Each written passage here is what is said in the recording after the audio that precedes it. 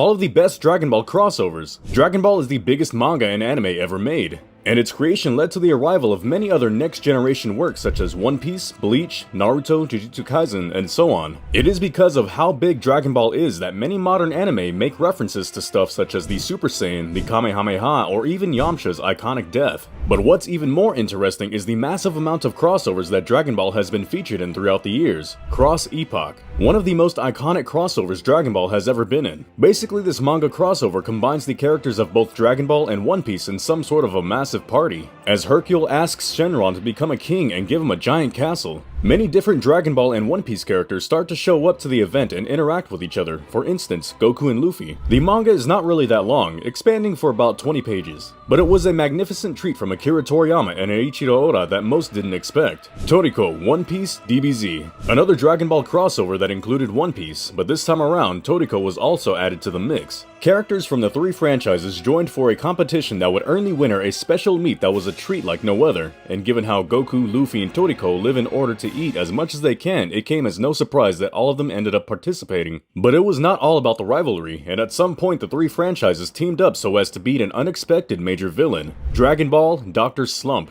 Dragon Ball and Dr. Slump are both creations from Akira Toriyama himself, so it shouldn't be a surprise that at a given point in time, both franchises ended up in a crossover. This actually happened twice. The first time we saw Aurelia and Goku together, Dragon Ball's main character was but a kid. And it obviously happened during the time of the OG Dragon Ball anime. The second time though was with Goku already as a grown-up adult during Dragon Ball Super. Aurelia being a robot was obviously still a child, but it was incredibly heartwarming to see the biggest successes from Akira Toriyama together once again after many years. Naruto Shippuden Ultimate Ninja Storm 3. This crossover was kind of a sneaky one, since it didn't come as one of Dragon Ball's characters showing up in the video game or with a special DLC including a mission of sorts crossing over both franchises. In Naruto Shippuden Ultimate Ninja Storm 3, it was possible to unlock Goku's legendary outfit and make Naruto wear it, and it actually fit him really well.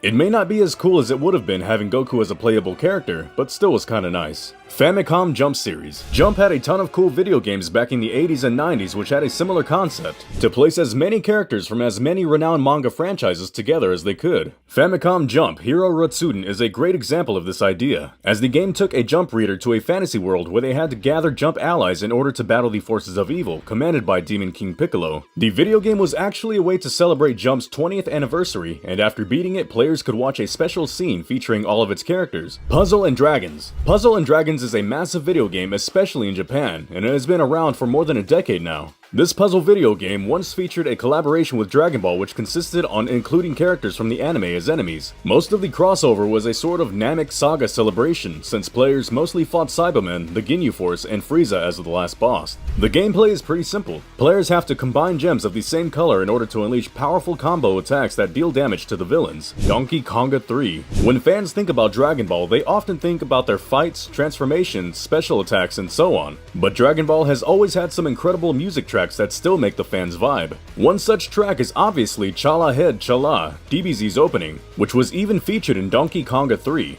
This classic Nintendo game had a rhythm gameplay which consisted of the players matching up the beats of the song. With Chala Head Chala included as one of the playable tracks, fans could have a lot of fun while at the same time sing their Dragon Ball hearts out.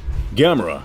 When talking about crossovers, most of the time it's Dragon Ball the franchise that actually crosses over onto the other, or with multiple franchises joining up for a major project. However, with Gamera, the iconic Japanese kaiju, things were different. It was during the OG Dragon Ball that we saw Roshi summoning a spinning turtle that turned out to be Gamera itself. Why did Roshi summon the kaiju? In order to use it as a vehicle of sorts. Given that Roshi can neither fly nor use the flying Nimbus due to his impure heart, using Gamera was a pretty good choice. Dragon Quest. Akira Toriyama is not only the creator of massive hits like Dr. Slump and Dragon Ball, he has also worked as the character designer for Dragon Quest in multiple entries of the franchise. Dragon Quest is one of the biggest video game franchises, especially in Japan, so it shouldn't be a surprise that Akira Toriyama agreed to it. But when did the Dragon Ball and Dragon Quest crossover take place? Well, it was in DBZ Battle of Gods, with the movie featuring in but an instant a Cure Slime, a monster that belongs to the world of Dragon Quest. J-Star's Victory Vs. Much like the Famicom Jump series, J-Star's Victory Vs was a massive collaboration between multiple Jump franchises for a single video game. J-Star's Victory Vs celebrated Jump's 45th anniversary, and it included Goku, Vegeta, and Frieza from Dragon Ball. Other franchises that were also included in the game were Bleach, Naruto, One Piece, Dr. Slump, Bobobo, and many more. While some characters in J-Star's Victory Vs were simply included as support characters, all three from Dragon Ball were fully playable.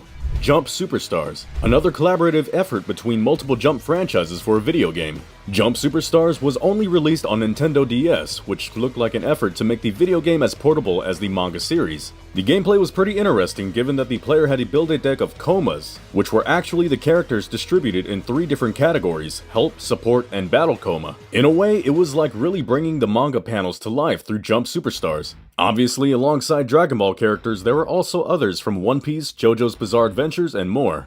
Fortnite. Probably the biggest crossover ever made in the media for Dragon Ball. Fortnite has been one of the biggest hits in the gaming world for several years now, and at some point Epic Games decided it was time to dive into the anime world real hard. It was not only possible to portray characters such as Goku, Vegeta, Gohan, Goku Black, and even more. Players could even use the Kamehameha in-game to score some crazy and memorable kills. Overall, one of the most hyped crossovers that Dragon Ball has ever been in. Jump Force. What was thought of as an incredible celebration for the 50th anniversary of Jump was in the end kind of a letdown. Yes, the game included a story mode for players to play through an original character that could be taught techniques from multiple Jump franchises, including Dragon Ball. And yes, there were several playable characters from Dragon Ball, but overall the game was just not it. The gameplay was stiff and the story mode was pretty much a big miss. What's for sure is that it didn't live up to the hype that its initial announcement had built, but it still remains as an interesting game with a cool concept that can be pretty fun, yet that's pretty much it. Battle Stadium DON. Battle Stadium DON was a video game that basically followed the concept of what if Dragon Ball, Naruto, and One Piece joined for a Super Smash Bros. Kind of game, with characters placed in a scenario that they could be thrown off from and with many weird items popping up now and then.